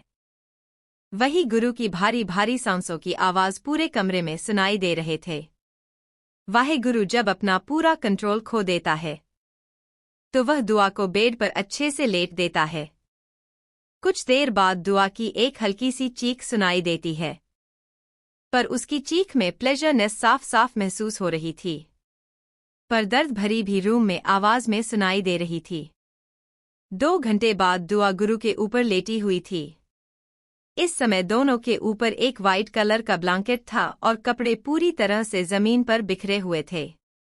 साथ ही साथ चांद की रोशनी अंदर आ रही थी जिससे दुआ जिसने चेहरा बालकनी की तरफ किया था वह रोशनी उसके चेहरे पर आ रही थी। उसका चेहरा पूरी तरह से गला कर रहा था और साथ ही साथ गुरु के हाथ दुआ की कमर पर थे जिसे वह सहला रहा था। इस समय गुरु की आंखें पूरी तरह से खाली थी जिसे उसमें कोई ऐसा सी ना हो, कोई इमोशन सी ना हो।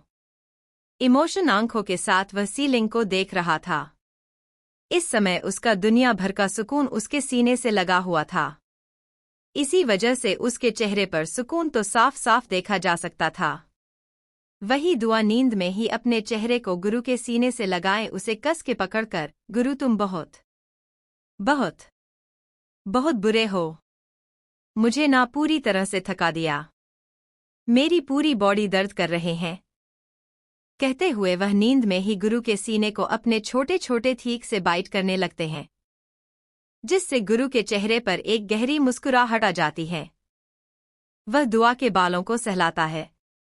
दुआ नींद में ही उसे कस के पकड़ लेती है। वही गुरु गहरी सांस लेकर, चेरी चेरी चेरी, नींद में भी मुझे कोस रही हूं। चेरी कभी भी मुझे खुशी दिलाने के सिवा कुछ कर क्यों नहीं सकती। बहुत खुशी मिलती है जब तुम्हारी आंखों में, तुम्हारे सपनों में, यहां तक कि तुम्हारे हर चीज में सिर्फ गुरु का नाम होता है। ऐसे ही रहा करो, पूरी तरह से अपने गुरु पर डिपेंड, तो गुरु तुम्हें कभी भी चोट नहीं पहुंचाएगा। पर मेरे सिवा किसी और को करीब मत करना, नहीं तो गुरु का वह रूप देखोगी जो तुम सोच भी नहीं सकते। चेरी डॉट कहते हुए वह अपनी गर्दन को टेढ़ी कर लेता है, फिर कुछ सोचकर दुआ को बेड पर लेट देता है। उसे अच्छे से ब्लैंकेट से कर करके गहरी सांस लेकर अपने लोअर बॉडी एक स्किन कलर का पजामा पहनकर वैसे ही शर्टलेस होकर अपने हाथों में मोबाइल को लिए बालकनी की तरफ बढ़ जाता है। बालकनी में आकर वह सोफे पर बैठ जाता है। इस समय उसकी आंखों में नींद का एक एक्स भी नजर नहीं आ रहा था। वह वैसे ही खाली आंखों से चांद को देख रहा था।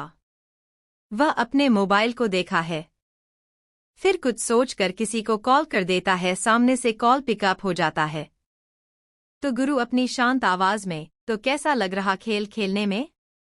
इस पर सामने से अपनी शांत आवाज में, फिलहाल तो मैं बाहर आया हूं, अब देखते हैं क्या क्या होने वाला है। वैसे लग नहीं था कि कोई अपना इतना जहरीला भी निकल सकता है। इस पर गुरु अपनी गहरी आवाज में, छोटे छोटे छोटे, एक बात याद रखना, लोग अपने काम के लिए कोई अपना भी नहीं देखते, तो यह तो खून का भी नहीं है। तो तुम्हें क्या लगता है अपना कहने से कोई अपना बन जाता है?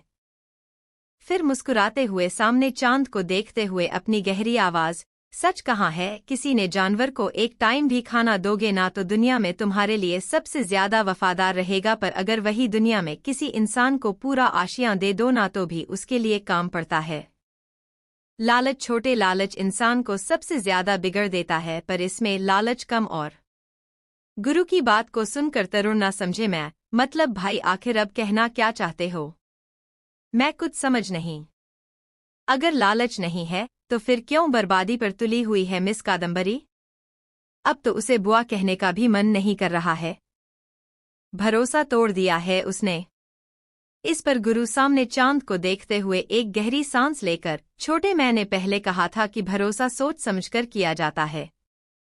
कमजोर लोग अक्सर उस पर ही भरोसा करते हैं जो उनके सामने सच्चे दिखते हैं, पर अक्सर दुनिया में हर किसी का दो चेहरा होता है। वैसे भी हर कोई मेरी चेरी की तरह तो नहीं हो सकता ना। इस पर तरुण अपना सर हिला देता है, वह कुछ भी नहीं कहता है। तभी गुरु कुछ सोचते हुए, छोटे, पता लगाओ इस शतरंज के खेल में और कितने प्यादे हैं? इस पर तरुण कुछ सोचते हुए, वजीर तो मेरे हाथ में है, प्यादों कहे तो अभी तक कुछ पता नहीं है, पर वजीर खेल रहा है भड़काने का। इस पर गुरु कुछ सोचते हुए, जैसा चल रहा है वैसे चलने दो, अब मुझे भी तो पता चले कि आखिर इस खेल का असली बादशाह कौन है। अभी तक कुछ भी पता नहीं चला है कि आखिर यह कादम्बरी यह सब क्यों कर रहे हैं। इसके पीछे जरूर कुछ वजह है और यह वजह बहुत जल्दी पता करनी होगी। इस पर तरुण सर हिला देता है। फिर एक पल शांत रहकर दूसरे ही पल, भाई एक बात नहीं समझ में आ रही है, क्या आपको कादम्बरी बुआ के बारे में कैसे पता चला? मतलब उन्हें एक भी ऐसा कुल्लू नहीं छोड़ा था जिसे यह पता लगता कि वह हमारे घर को बर्बाद कर रही है। मतलब इतने सालों से हमारा उनके साथ एक अलग सा कनेक्शन था। उसे वक्त मुझे यह नहीं समझ में आया था कि आपने कादम्बरी बुआ को क्यों अपनी शादी में नहीं बुलाया था, पर अब समझ में आया कि आखिर कौन सी वजह थी। आपको अच्छे से पता था कि अगर कादम्बरी हुआ आ गई तो आपकी और गुड़िया की शादी होते होते बहुत मुश्किल होगी। कुछ ऐसा करेगी जिससे गुड़िया को ही बहुत प्रॉब्लम हो सकते हैं। गुरु तरुण के ऐसे दुआ को गुड़िया बोलने से अपनी आंखें छोटी कर लेता है। वह अपनी ठंडी आवाज में, तरुण मैंने कितनी बार कहा है मेरी चेरी को निकनेम देने की हिम्मत भी मत करना। उसे निकनेम देने का हक सिर्फ और सिर्फ उसके गुरु का है। अगर तुमने ऐसी कोशिश की तो एक पल रुकते ही दूसरे ही पर मुस्कुराते हुए, सुना है तुम्हें शादी करनी है, वह भी बहुत जल्दी। तो सोचो अगर वह शादी ही ना हो पाए तो, और तुम्हारी ब्यूटीफुल सी फ्यूचर वाइफ किसी और के साथ चली गई तो तुम क्या करोगे छोटे? गुरु के धमकी को सुनकर तरुण पूरी तरह से शांत हो जाता, फिर बड़ी मासूम सी आवाज में, भाई आप तो गुस्सा हो गए, मैं तो बस मजाक कर रहा था, और वैसे भी अब से मैं गुड़िया मतलब भाभी को सिर्फ और सिर्फ भाभी ही कहूंगा, बस आप मेरी वाली के साथ कुछ मत कर दीजिए। एक तो ऑनलाइन ऑन पीस मिला है, तो प्लीज भाई उसे किसी और के साथ शादी मत कीजिए। आप अपने भाई को ऐसे जीते जी रोते हुए देख सकते हैं। आप तो दुनिया के सबसे ज्यादा और सबसे महान भाई है। तरुण अपनी मीठी मीठी बातों में गुरु को लेने की कोशिश करता है, क्योंकि उसे पता था कि गुरु ने अगर कुछ कह दिया और वह ना हुआ, ऐसा कभी तो हो नहीं सकता। गुरु अपनी फसलों के लिए जाना जाता है। एक बार उसने कुछ फैसला कर लिया तो वह उसे फैसले से कभी मुकरता नहीं। वही गुरु कुछ सोचते हुए तरुण से, जब तक मुझे पता है तुम्हारे पास प्यादे बहुत जल्दी आने वाले हैं, जरा उन्हें संभाल कर खेलना सीखो। इस पर तरुण गहरी सांस लेकर कुछ सोचते हुए अपनी शांत आवाज में, भाई एक बात कहूं, किसी का दोगला चेहरा जब सामने आता है ना, तब उसे शख्स से ज्यादा पर बहुत गुस्सा आने लगता है। मुझे सपने में जो नहीं सोचा था वह आज हो रहा है, पर अभी तक आपने यह नहीं मुझे बताया कि आपको कैसे पता चला इस बारे में। इस पर गुरु एक पल शांत हो जाता है, फिर एक गहरी सांस लेकर सामने चांद को देखकर अपने गहरी आवाज में, मुझे तो उसे दिन पता चला जिस दिन मेरा सब कुछ खो गया था, पर सोचा वक्त रहते शांत रहो, क्योंकि वक्त बहुत बड़ी चीज होती है। अगर गलत वक्त पर हम सही करने चले जाएंगे तो वह गलत ही हो जाता है। इसी वजह से सही वक्त पर सही करना ही जरूरी होता है छोटे, नहीं तो कुछ ऐसा हो जाता है जो तुम सोच भी नहीं सकते। इस पर तरुण कुछ नहीं कहता है। वह कुछ सोचते हुए, तो भाई आगे क्या करना है? फिलहाल तो यह लगता है कि मैं उसकी जाल में फंस चुका हूं और उसके साथ उसका साथ दे रहा हूं। उसने कहा है कि वह कल तक किसी के साथ मुझे मिलवाने वाली है। इस पर गुरु कुछ सोचते हुए, जैसा हो रहा है वैसे होने दो, जिसके साथ मिलवाना चाहती है मिलता, और जैसा वह कह रहे हैं वैसा भी करो, पर याद रहे उसे खेल में जीत हमारी होनी चाहिए। कहते हुए वह कॉल कट कर देता है और पीछे मुड़ जाता है। इस समय दुआ गहरी दिन में सो रही थी। उसे सोते हुए देखकर उसके चेहरे पर जो ठंडा एक्सप्रेशन थे वह एक सुकून भरे हो जाते हैं। वह बेड पर सोई हुई दुआ को देखा है और वैसे ही झूले पर बैठ जाता है। इस समय उसका चेहरा पूरी तरह से ब्लैक था, उसे पर कोई भी इमोशन नहीं दिख रहे थे। वह दुआ को देखने के बाद उसे चांद को देखा है, जो अंधेरे में अपनी चमक को पर कर रखा हुए हैं। पर गुरु वह तो अपनी ठंडी आंखों से चांद को देख रहा था। इस समय उसकी आंखों में कोई भी इमोशंस नहीं थे। वह बिना किसी इमोशंस के चांद को देख रहा था। करीब 20 मिनट बाद वह अपने रूम में आ जाता है और दुआ को सोते हुए एक नज़र देखकर उसके साइड में आकर लेट जाता है। करीब 5 मिनट के बाद दुआ उसकी तरफ मुड़ जाती है और उसको कस के अपनी बाहों में भरकर उसके सीने में अपना चेहरा छुपा लेती है, जिसे महसूस करके गुरु एक ठंडी कहां भरता है और उसे कस के अपने बाहों में भर देता है।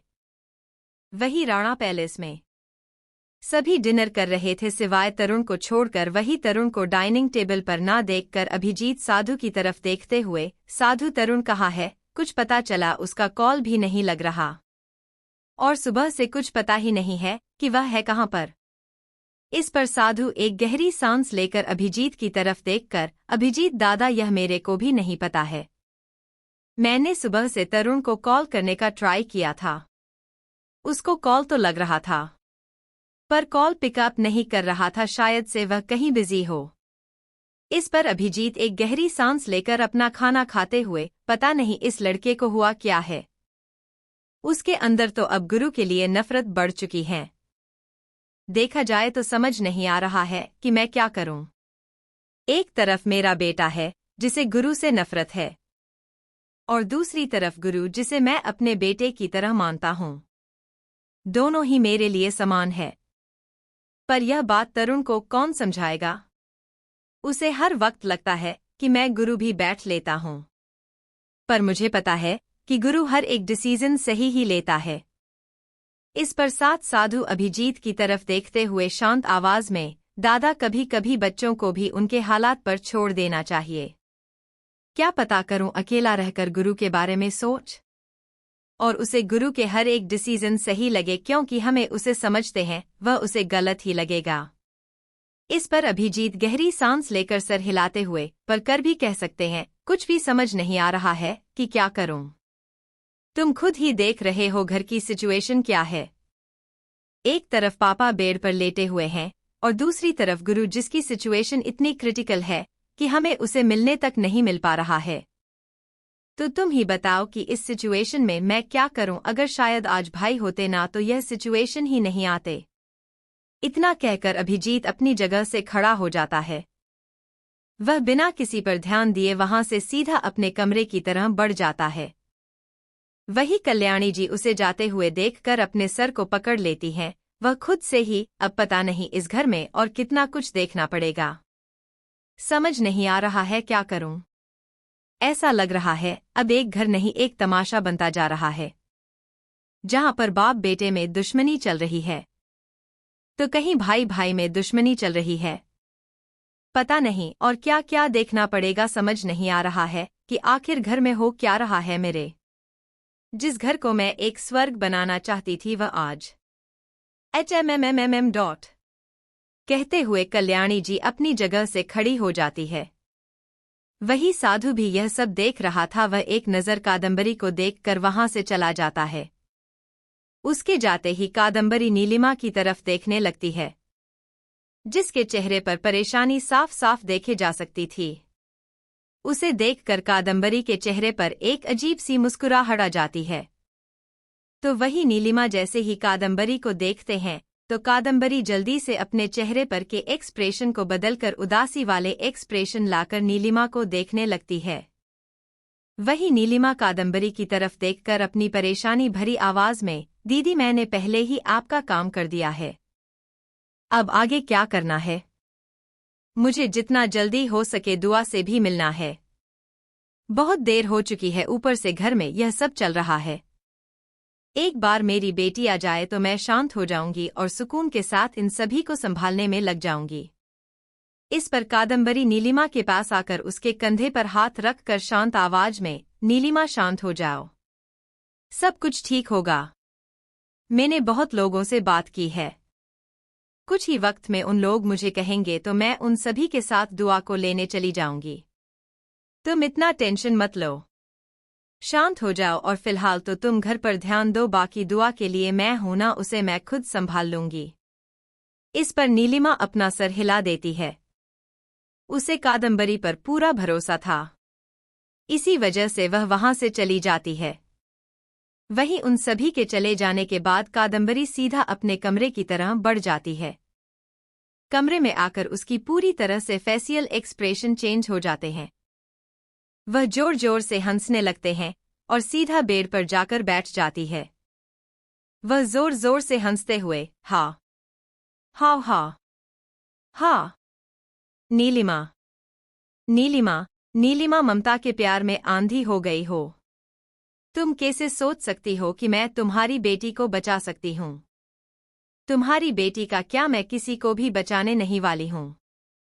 मैं सबको तबाह करने वाली हूँ। अभी तो शुरुआत है, आगे आगे खेल शुरू होता जाएगा।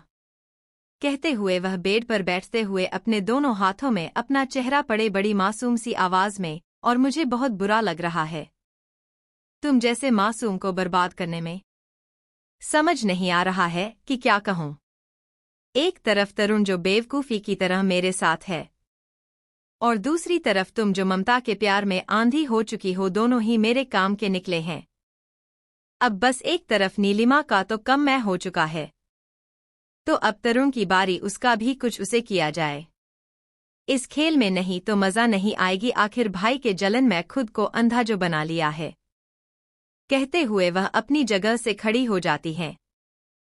और किसी को कॉल कर देती है। सामने से कॉल अटेंड हो जाता है तो कादम्बरी अपनी शांत आवाज में, नीलिमा का तो काम हो चुका है, पर अब तरुण को किस काम के लिए उसे किया जाए।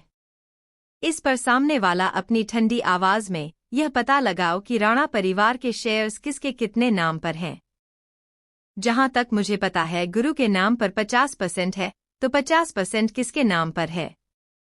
यह पता लगता एक एक डिटेल, उसके बाद धीरे धीरे सबके शेयर्स अपने नाम करने हैं।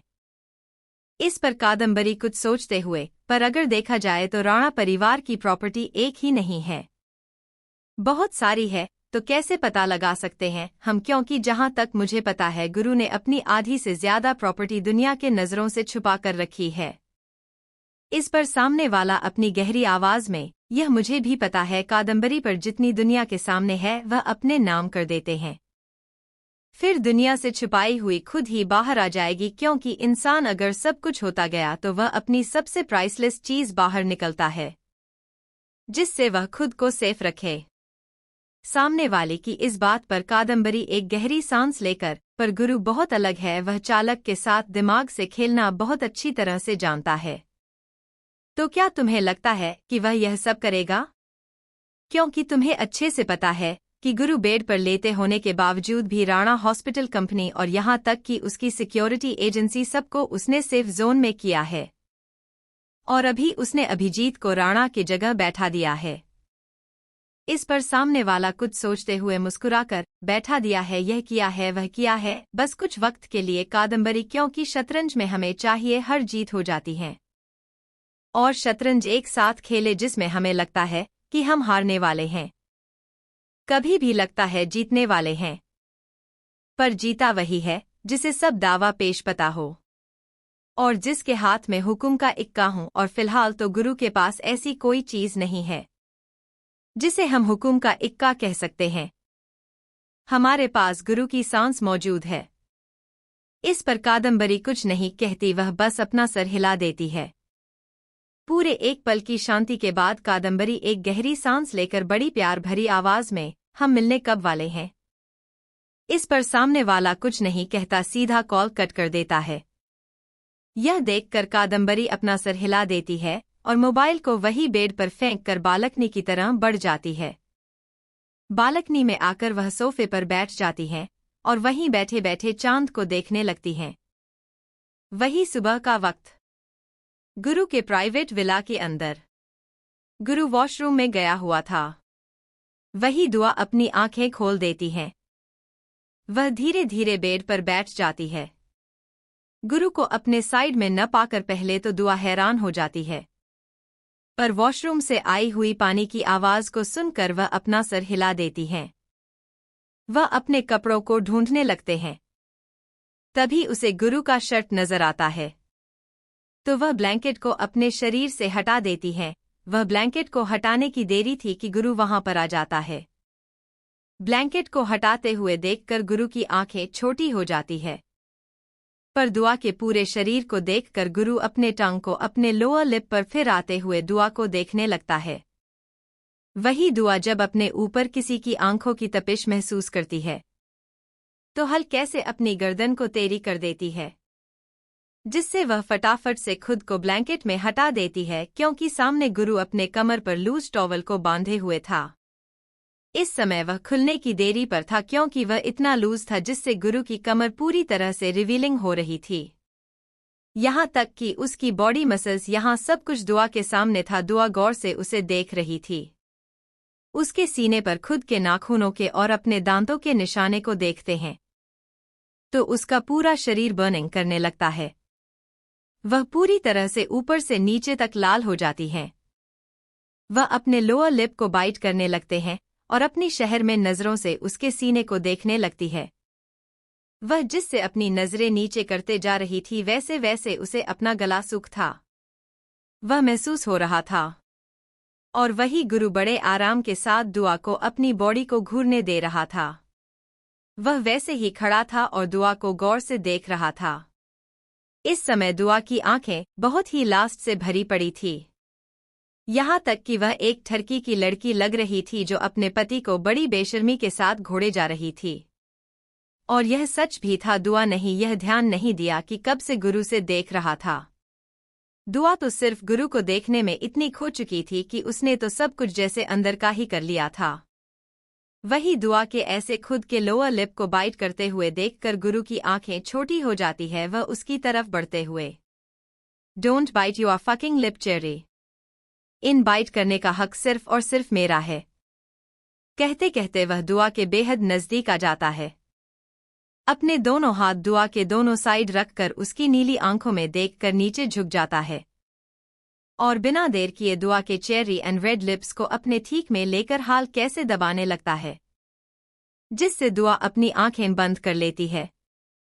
तो गुरु उसे बेड पर लेट देता है और खुद उसके ऊपर जाकर उसके लिप्स को सक के साथ लिक भी करने लगता है।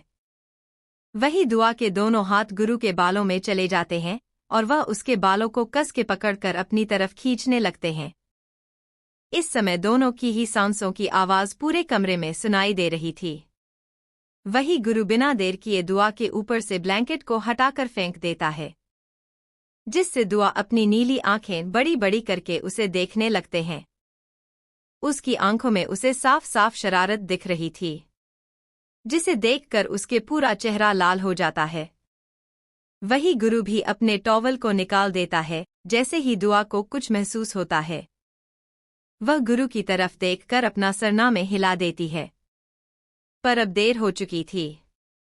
उसकी आह निकल जाती है और वह अपनी आंखें कस के बंद करके गुरु के कंधे को पकड़ लेती है।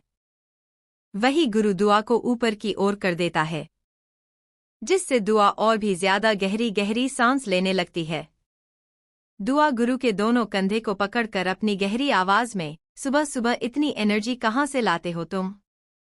इस पर गुरु मुस्कुराते हुए उसके कान में, मेरे अंदर तो एनर्जी हमेशा ही रहती है, बस तुम वीक पड़ जाती हूँ चेरी।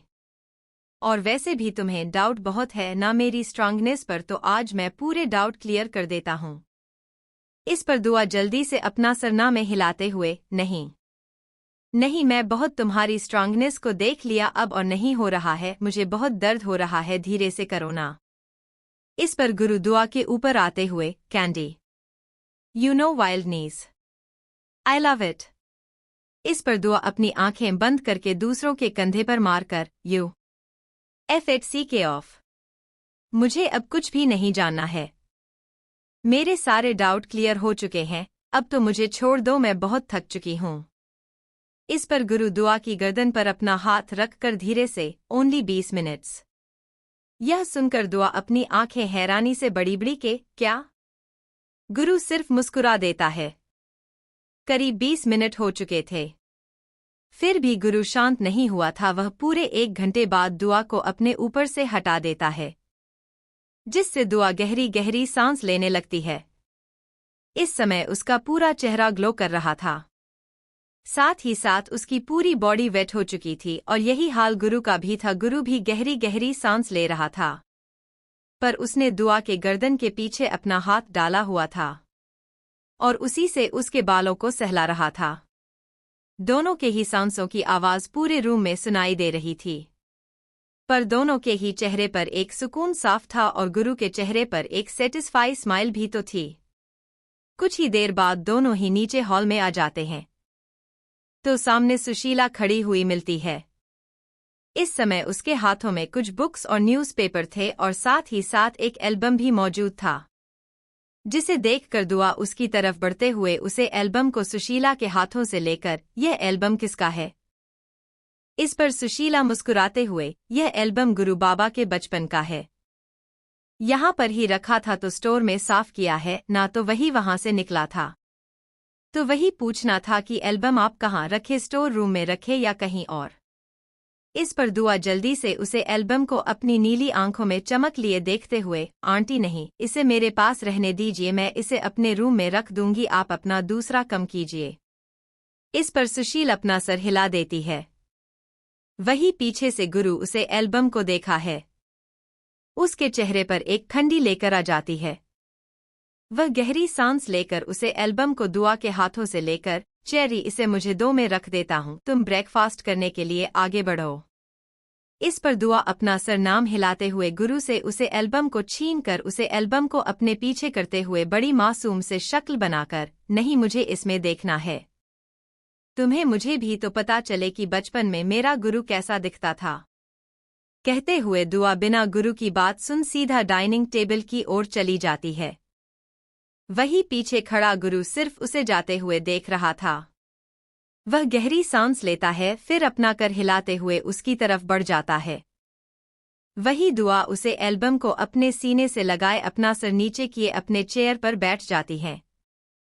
वही गुरु दुआ को ऐसे देखकर अपनी आंखें छोटी कर लेता है, पर दुआ को ऐसे जल्दी जल्दी खाते हुए देखकर उसके चेहरे पर एक मुस्कुराहट आ जाती है। वह भी उसके साइड में बैठकर खाना लगता है। साथ ही साथ उसके प्लेट में खाना रखे जा रहा था, तो वही दुआ भी किसी आज्ञाकारी बच्चे की तरह खाना खा रही थी। करीब दोनों कहीं खाना कंप्लीट हो जाता है, तो दुआ सीधा हॉल में आ जाती है। गुरु भी उसके पीछे पीछे चलना है। वह दुआ को आंखों में चमक लिए उसे एल्बम को देखते हुए देखकर एक गहरी सांस लेकर उसके साइड में आकर बैठ जाता है। गुरु के बैठते ही दुआ जल्दी से एल्बम को खोलना लगती है, तो वहां पर गुरु जो करीब 2 साल का होगा उसकी ही तस्वीर पहले आ जाती है, जिसे देखकर दुआ अपनी आंखें बड़ी बड़ी करके, आप बचपन में इतने गोलमाल उठे, सच में बहुत ही क्यूट लग रहे थे बचपन में आप। इस पर गुरु कुछ नहीं कहता है, वह बस अपना सर हिला देता है। वही दुआ एक एक करके एल्बम के पेज को आगे करने लगते हैं। तभी फैमिली फोटो आ जाता है। वहां पर कृषि तरुण के भी बचपन के बहुत सारी तस्वीर थी, उन्हें भी वह गौर से देखती है। तभी उसकी नजर आरुषि और सत्या पर चली जाती है, जिसने गुरु को अपनी गोद में लिया था, और सत्या आरुषि के गाल को किस कर रहा था। और वहां गुरु जो करीब 3 साल का होगा, वह अपनी आंखें छोटे छोटे करके सत्य को देख रहा था, और जिसे देखकर आरुषि मुस्कुराए जा रही थी। वही यह फोटो देखकर दुआ अपनी आंखें बड़ी बड़ी करके अपनी आंखों में चमक लिए बड़े प्यार से, सच में आपके ना मामा पापा बहुत ही खूबसूरत दिखते थे। ऊपर से आपकी माँ के गालों पर भी डिंपल पड़ता है, जैसे मेरे पड़ रहा है। वह बिल्कुल किसी खूबसूरत परी की तरह दिख रही है। सच में आप बहुत लकी हो जो इतनी खूबसूरत मम्मी पापा आपको मिले हैं। इस पर गुरु भी उसे तस्वीर को देखते हुए दुआ के कंधे पर हाथ रखकर, हाँ सही कहा, पर तुमने चेरी पर एक बात जो तुम्हें नहीं पता, मेरे डैड मेरे जैसे ही है, और मेरी मम्मा तो तुम्हारे जैसे है, मासूम और बहुत ही खूबसूरत। और जहाँ तक मुझे पता है इन दोनों का भी लव मैरिज हुआ था। बस फर्क इतना है कि मेरे डैड ने मेरी मामा को मंडप से उठाया था और मैं तुम्हें मंडप में बैठाया था। कहते कहते गुरु तस्वीर को देखकर अजीब तरह से मुस्कराने लगता है। वही गुरु की बात सुनकर दुआ ना समझ में अपनी आंखें बड़ी बड़ी करके, मतलब पापा ने मम्मी को मंडप से उठाया?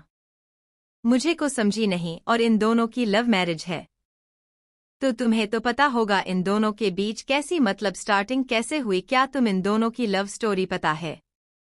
इस पर गुरु बड़े आराम के साथ जवाब देते हुए, नहीं, मैंने कभी इन बातों पर कोई इंटरेस्ट ही नहीं दिया था, और वैसे भी मैं जब 5 साल का था तभी यह दोनों मुझे छोड़कर चले गए थे। गुरु की इस बात पर दुआ गौर से गुरु को देखते हैं, जिसके चेहरे पर कोई भी एक्सप्रेशन नहीं थे। वही आज पहली बार गुरु के मुंह से अपने माँ पापा का जिक्र सुनकर दुआ अपने एक हाथ से गुरु के बालों को सहलाने लगते हैं। वह गुरु की पर गौर से देख रही थी। इस समय उसके चेहरे पर उसे दर्द बिल्कुल भी नहीं दिख रहा था, पर उसे लग रहा था कि शायद गुरु दर्द में है। इसी वजह से वह उसे अपने सीने से लगा लेती है। वही गुरु भी दुआ के सीने से लगकर गहरी सांस लेता है और अपनी आंखें बंद कर लेता है। वही दुआ उसके बालों को सहलाने लगते हैं। वह एल्बम की तरफ देखती है, जहां पर करीब 4 साल का बच्चा मतलब गुरु आरुषि की गोद में बैठा हुआ है। यह देखकर उसे और भी बुरा लगता है कि क्यों गुरु के पास उसकी मम्मी और डैड नहीं है। करीब ऐसे ही उसके बालों को सहलाते हुए गुरु दुआ से अलग हो जाता है। वह उसके दोनों गालों को पकड़कर अपने चेहरे पर एक बड़े से मुस्कुराहट लाकर, चेरी तुम्हारे चेहरे पर यह उदासी मुझे बिल्कुल भी पसंद नहीं है। चलो फ्रेश हो जाओ, आज कहीं घूमने चलते हैं। वैसे भी तुम बहुत थक चुकी होगी, तो क्यों ना हम आज कहीं घूमने चलें। गुरु के मुंह से कहीं जाने के बाद सुनकर दुआ अपनी आंखें हारने से बड़ी बड़ी करके, क्या सच्ची आज हम घूमने जाएंगे? आपकी तबीयत ठीक है? कल ही हॉस्पिटल से आए हैं और आज घूमने की बात कर रहे हैं। 2-3 दिन रेस्ट कीजिए, फिर हम इस बारे में सोच लेंगे। इस पर गुरु दुआ के माथे को चूमते हुए बड़े प्यार से, तुम्हारे डाउट अभी भी लगता है क्लियर नहीं हुए हैं, क्या मैं उसे क्लियर करूं? कहते कहते वह उसे एक आंख मार देता है और अपने चेहरे पर एक शरारती मुस्कुराहट ला आता है। गुरु की बात समझकर दुआ उसे खुद से अलग करते हुए ऊपर कमरे की तरफ बढ़ते हुए, बेशर्म इंसान, सच में आपसे ना बात करना ही बेकार है। आपको कुछ अच्छा कहे तो आपका दिमाग तो छोड़ो, मुझे आपसे बात ही नहीं करनी है, मैं 10 मिनट में आता हूँ, तैयार होगा, तब तक आप भी तैयार हो जाइए, आज हम मूवी देखने चलेंगे। कहते हुए वह मुस्कुरा कर नीचे कमरे की तरह बढ़ने लगती है। वही हाल में बैठा गुरु जब दुआ को जाते हुए देखा है, कहते हुए गुरु दुआ की तरफ पलट जाता है और उसे अपने कातिलाना आंखों से देखने लगता है, जिससे दुआ के सांस से अटक सी जाती है और वह अपनी आंखें बड़ी बड़ी करके गुरु को देखने लगती है। इस समय उसका चेहरा पूरी तरह से लाल हो चुका था गुरु के ऐसे देखने से।